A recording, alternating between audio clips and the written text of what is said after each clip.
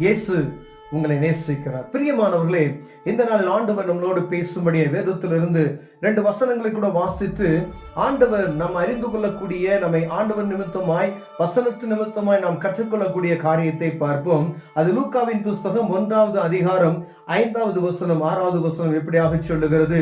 யூதேயா தேசத்தின் ராஜாவாகி ஏரோதி நாட்களில் அபியா என்னும் ஆசாரிய வகுப்பில் சகேரியா என்னும் பெயர் கொண்ட ஒரு ஆசாரியன் ஒருவன் இருந்தான்.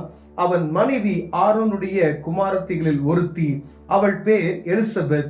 அவர்கள் இருவரும் கர்த்தரிட்ட சகல கற்பனைகளின்படியேயும் நியமங்களின்படியேயும் குற்றமற்றவர்களாய் நடந்து தேவனுக்கு முன்பாக நீதியுள்ளவர்களாய் இருந்தார்கள்.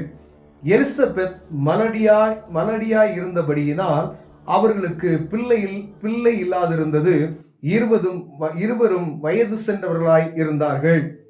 பிரியமானவர்களே, இந்த யூதேயா தேசத்தினுடைய அபியா என்னும் ஆசாரிய வகுப்பில் சகரியாவும் ஆரோனுடைய குமாரத்தியாகிய எலிசபெத்தும் இவர்கள் ஊழியக்காரர்கள்.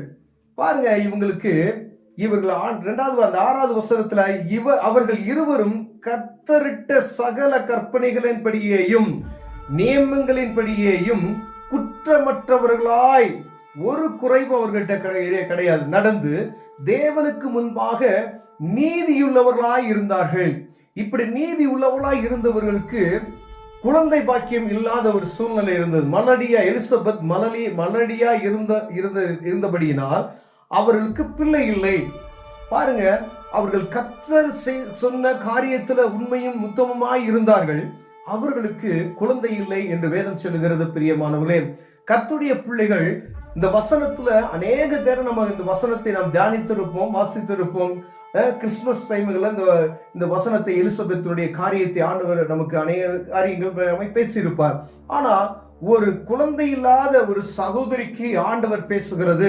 ஒரு குழந்தை பாக்கியம் இல்லாத ஒரு குடும்பத்திற்கு ஆண்டவர் இந்த வசனமுடைய பேச முடியுமா என்பதை நீங்கள் அறிந்து கொள்ளும்படியா ஆண்டவர் சொல்லுகிறார். இந்த எலிசபெத் சகேரியா 2 பேரும் எப்படி இருந்தாங்களாம், கர்த்தர் சொன்ன எல்லா வார்த்தைக்கும் அவருடைய செய்கைகளுக்கும் உத்தமமாய் நடந்த, அவங்க மேல ஒரு சிறிய குற்றம் கூட கண்டுபிடிக்க முடியாத அளவிற்கு இருந்ததாக வேதம் அவர்களுக்கு சாட்சி சொல்லப்படுகிறது. பிரியமானவர்களே, இவர்கள் உத்தமமானவர்கள், ஒரு குற்றமும் இவர்களை கண்டுபிடிக்க முடியவில்லை என்று சொல்லி ஆண்டவர் எழுதி வைத்திருக்கிறார். இவர்களுக்கு குழந்தை இல்லை, ஆனா இவர்கள் ஊழியக்காரர்கள். பிரியமானவர்களே, அநேக நேரங்கள்ல நாம் கர்த்தருடைய பிள்ளைகள் அவர்கள் குடும்பத்துல ஒரு திருமணமான ஒரு குடும்பத்துடைய ஒரு கணவன் மனைவிக்கு நம்ம திருமணம் ஆனவர்களுக்கு 3 மாதம் குழந்தை இல்லைன்னா அவங்களுக்கு என்ன சொல்லுறோம், உங்க மனைவி அவங்களுக்கு குழந்தை இல்லையா, என்ன ஆச்சு, ஏன் அப்படின்னு சொல்லி முறுமுறுக்க ஆரம்பித்து விடுகிறோம். பிரியமானவர்களே, இங்க வேதம் சொல்லுகிறது, அவர்களுக்கு பிள்ளை இல்லாதிருந்தது. இருவரும் வயது சென்றவர்களாயும் இருந்தார்கள். பிள்ளை இல்லை, ஆனா 2 பேர் என்ன ஆயிடுச்சா, வயது சென்றவர்களாய் இருந்தார்கள். பாருங்க, 3 மாசத்துக்குள்ள நமக்கு என்ன செய்தோம், பிள்ளைகள் மருமக மேலேயோ பிள்ளை மேலேயோ மருமகன் மேலேயோ நமக்கு என்ன செய்தோம், ஒரு முறுமுறுப்பான காரியம் வந்து விடுகிறது. ஆண்டவருடைய பிள்ளைகள் முதலில் கர்த்தர் சொன்ன காரியத்துல சரியான முறையில நம்ம நடக்கிறோமா என்பதை பார்க்கும்படியாய் இவர்களோடு கூட நம்ம ஒப்பிட்டு பார்க்கும்படி ஆண்டவர் ஆசைப்படுகிறார். பிரியமானவர்களே, இந்த சகேரியா எலிசபெத் 2 பேரும் ஒரு கணவன் மனைவியா இருக்கிற 2 பேரும் எப்படி நம்ம வாழ்க்கையில இருக்கிறோம் என்பதை பார்க்கும்படியாய் ஆண்டவர் உங்களோடும் என்னோடு பேசுகிறார். பிரியமானவர்களே, அநேக நேரங்கள்ல நாம் சொல் தவறி விடுகிறோம். அந்த காரியங்கள்ல கர்த்தர் நமக்கு நியமிக்கப்பட்ட காரியங்களை விட்டு வழி தப்பி போய் விடுகிறோம். யாருமே 100% சரியா இருக்கும் அப்படின்னு சொல்லி உத்தமமாய் நம்ம சொல்ல முடியாது. பிரியமான வேதம் சொல்லுகிறது, இவர்கள் சரியாய், பாருங்க, இவர்கள் இருவரும் கர்த்தரிட்ட சகல கற்பனைகளின்படியேயும் நியமங்களின்படியும் குற்றமற்றவர்களாய் நடந்து தேவனுக்கு முன்பாக நீதியுள்ளவர்களாய் இருந்தார்கள் என்று சொல்லப்படுகிறது. இவர்களுக்கு குழந்தை இல்லை, இவர்கள் வயதும் சென்று விட்டார்கள். இவர்களுக்கு ஒரு அற்புதம் நடக்கிறதை நாம் அறிந்து கொள்ள முடிகிறது. கீழே வசனங்களை வாசித்த, தேவதூதனை நோக்கி சகரியாவை பயப்படாதே, உன் வேண்டுதல் கேட்கப்பட்டது. அப்ப சகரியா பாருங்க, வயது சென்று விட்டது, அவனுடைய ஆசாரிய ஊழியத்தின் முறைமைப்படி ஊழியம் செய்வதற்காக ஆலயத்திற்குள் கடந்து செல்கிறார். அப்பொழுது அங்கு தேவதூதனை பார்க்கிற அவருக்கு ஒரு காரியம் நடக்கிறது. அந்த வசனங்களை நாம் வாசித்தோம் என்றால் நமக்கு புரியும் பிரியமானவர்களே.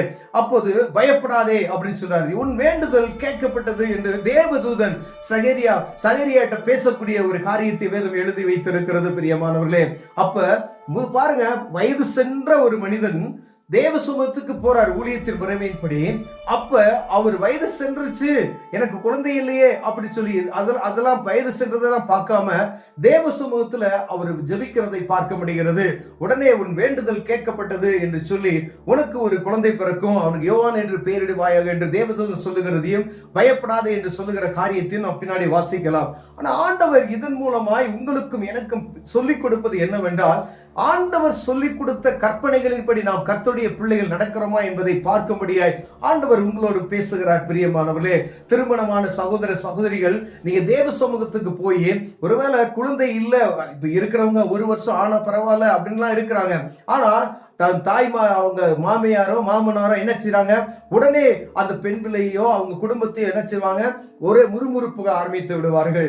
முதல்ல நீங்க தேவ சமூகத்துல போய் அவரை பார்க்கிறதுக்கு அறிந்து கொள்ள வேண்டும். ஒருவேளை அவர் நாட்கள் கடந்து சென்றதுக்கு அற்புதம் அல்ல, ஒரு விசுவாசத்தின் நிமித்தமாய் நாட்கள் கடந்து சென்றதுக்கு நம்ம போகலாம். ஆனா இந்த இடத்துல தேவனுக்கு பிரியமாய் நம்ம நடக்கிறோமா என்று பார்க்கும்படி ஆண்டவர் உங்களோடு பேசுகிறார். கர்த்தர் சொன்ன கற்பனைகளின்படி நடக்கிறோமா? குழந்தை பாக்கியம் கர்த்தரால் ஒரு சுதந்திரம் என்று வேதம் சொல்லி இருக்கிறது பிரியமானவர்களே. அந்த காரியத்தை ஆண்டவரே கொடுப்பார். அவர் மூலமாவே அது உருவாக்கப்படுகிறது. என தாயின் கருவில் உருவாகும் முன்னே நம்மை அறிந்திருக்கிற தேவன், அப்ப ஒவ்வொரு நொடியையும் ஒவ்வொரு அவயங்களையும் அவர் உருவாக்கி இருக்கிறார் என்பதை நாம் புரிந்து கொள்ள முடியும் பிரியமானவர்களே. ஆண்டவர் உங்களோடு பேசுகிறார். திருமணமாகி எனக்கு குழந்தை இல்லையே, மலடி என்று பேரு, அவமான சொற்கள், இழிவுபடுத்துறாங்க. எத்தனையோ திருமணமான சகோதரிகள் குடும்பத்துக்கு விரட்டி விடப்படுகிற, இரண்டாவது திருமணம் செய்து கொடுக்கிற அப்படிப்பட்டதான சூழ்நிலையில் நாம் அநேக டிவி மூலமாய் செய்தி வழியாய் நாம் கேட்கிறதை பார்க்கிறோம் பிரியமானவர்களே. ஆனா டாக்டர்ஸையும் அதே மாதிரி போய் பார்க்கிறாங்க. உலகத்துல இருக்கிற எல்லா டாக்டரையும் பார்ப்பாங்க. ஆனா ஆண்டவர் சமூகத்துக்கு என்ன செய்யறதுல அவங்க வருது கிடையாது. முதலில் தேவ சமூகத்துக்கு நீங்க போவீர்களானால் ஆண்டவர் அற்புதம் செய்வார் என்பதை நாம் அறிந்து கொள்ள முடியும் பிரியமானவர்களே. நம்ம ஆராதிக்கிற தேவன் எப்படிப்பட்டவர் என்பதை நாம் புரிந்து கொள்ள முடியும். அவர் அற்புத அதிசயமானவர் என்பதை அறிந்து கொள்ள முடியுமானவர்களே. ஒருவேளை இந்த அறியாதபடிக்கு தேவன் நமக்கு சொல்லிக் கொடுத்த கற்பனைகளின்படி நடக்காதபடிக்கு நாம் உலக மக்களை போல காணப்படுவோமே, ஆனால் நாம் பரிதபிக்கப்பட்டவர்களாய் இருப்போம். நாம் குடும்பத்தில் இழிவுபடுத்தப்பட்டவர்களாய் காணப்படுவோம் பிரியமானவர்களே. ஒருவேளை ஒரு குடும்பத்துல ஒரு தலைவனா இருக்கிறீங்க, தகப்பன் தாய் இருக்கிறீங்க அப்படின்னா உங்க பிள்ளைகளுக்கு இப்படிப்பட்டதான சூழ்நிலை இருக்கும். அவரை திட்டாதீங்க. தேவ சமூகத்துக்கு போய் அவரை ஆராதிக்கும்படியா, அவரை பார்த்து கூப்பிடும்படியா சொல்லுங்க. நீங்க உங்களுடைய நிமித்தம் இந்த காரியம் தடைப்படுதா என்பதை பார்க்கும்படியா ஒவ்வொரு தாய்மாரும் தகப்பன்மாரும் பிள்ளைகளுக்காக நீங்க என்ன செய்யணும், தேவ சமூகத்துல போகணும். ஒருவேளை அவருடைய பெற்ற அந்த மாமியார் இருக்காங்க பாருங்க, அவங்க என்ன செய்யணும், எங்களுடைய நிமித்தமாய் இவர்களுக்கு ஏதாவது நாங்க செய்த பாவத்து நிமித்தமாய் இந்த தடை இருக்கிறதா என்று பார்த்து தேவ சமூகத்தில் போய் அவர்கிட்ட முறையிடுகிறவர்களாய் காணப்படும்படி ஆண்டவர் உங்களோடு பேசுகிறார் பிரியமானவர்களே. ஆண்டவரால் கூடாத காரியம் ஒன்றும் இல்லை. ஆண்டவர் சொல்ல ஆகும், அவர் சொல்ல கட்டளையிட நிற்கும் என்பதை நாம் அறிந்திருக்கிறோம். தேவ சமூகத்துக்கு போங்க. இந்த சகேரியா எலிசபெத்தினுடைய காரியத்துல குற்றமற்றவர்களாய் இருந்தார்கள். ஒரு குறையும் அவர்கள கண்டுபிடிக்க முடியல. எதுக்கு அப்படின்னா, தேவன் சொன்ன காரியம் எல்லாத்தையும் அவங்க செய்து முடித்திருந்தாங்க. அது நிமித்தமாகவே ஆண்டவர் உங்களோடும் என்னோடும் பேசிக் கொண்டிருக்கிறார்.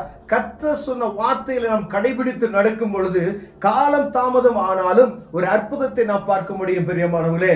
அவர் அற்புதர், அதிசயமான தேவன். நாம் ஆராதிக்கிற தேவன் எப்படிப்பட்டவர் என்பதை நாம் அறிந்து செயல்படுவோமே, ஆனால் ஒரு அற்புதத்தை ஆண்டவர் உங்களுக்கு செய்வார். கண்களை மூடுவோம், ஜெபம் செய்வோம். அன்பின் தகப்பனே, சகேரியா எலிசபெத்துடைய வாழ்க்கையை நாங்கள் தியானித்தோம் ஆண்டவரே. இவர்களை போல உத்தம மனதுள்ளவர்களாய் எங்களை மாற்றுவீராக ஆண்டவரே. காலம் சென்றாலும் என் இயேசு அற்புதம் செய்கிறவர் என்பதை அறிந்து ஆண்டவரை உம்மை நோக்கி பார்க்கிற இருதயத்தை எங்களுக்கு தாங்க. இயேசுவின் நாமத்தில் பிதாவே, ஆமென்.